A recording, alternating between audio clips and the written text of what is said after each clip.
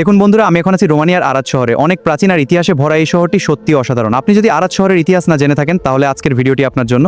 চলুন আজ আমরা আরাদের অতীতের গল্প জানার চেষ্টা করি। আরাদ রোমানিয়ার পশ্চিমাঞ্চলে একটি ঐতিহাসিক শহর। শহরটি মুরেশ নদীর তীরে গড়ে উঠেছে। হাঙ্গেরি সীমান্তের খুব কাছাকাছি হওয়ায় বহু শতাব্দী ধরে এটি বাণিজ্য আর সংস্কৃতির গুরুত্বপূর্ণ কেন্দ্র হিসেবে পরিচিত হয়ে আছে। আর আরাদ অঞ্চলে মানুষের বসবাস শুরু হয়েছিল বহু প্রাচীনকাল থেকেই। ইতিহাসবিদদের মতে রোমান সাম্রাজ্যের সময় এখানে জনবসতি ছিল। মুরেশ নদীর কারণে এলাকাটি কৃষি আর বাণিজ্যের জন্য ধীরে ধীরে অনেক গুরুত্বপূর্ণ হয়ে ওঠে। তারপর আরাদের নাম প্রথম ইতিহাসের পাতায় উঠে আসে 11 শতাব্দীতে। তখন এই অঞ্চলটি হাঙ্গেরি রাজ্যের অধীনে ছিল। সময়ের সঙ্গে সঙ্গে আরাদ একটি গুরুত্বপূর্ণ দুর্গ আর বাণিজ্য কেন্দ্রে পরিণত হয়।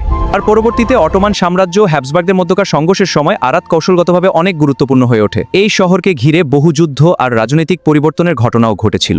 এরপর 19 শতাব্দীতে আরাদ দ্রুত শিল্প ও যোগাযোগ ব্যবস্থায় উন্নতি লাভ করে। রেলপথ, আধুনিক স্থাপনা আর ব্যবসার প্রসারের মাধ্যমে শহরটি ধীরে ধীরে আধুনিক ইউরোপীয় শহরে রূপ নিতে শুরু করে।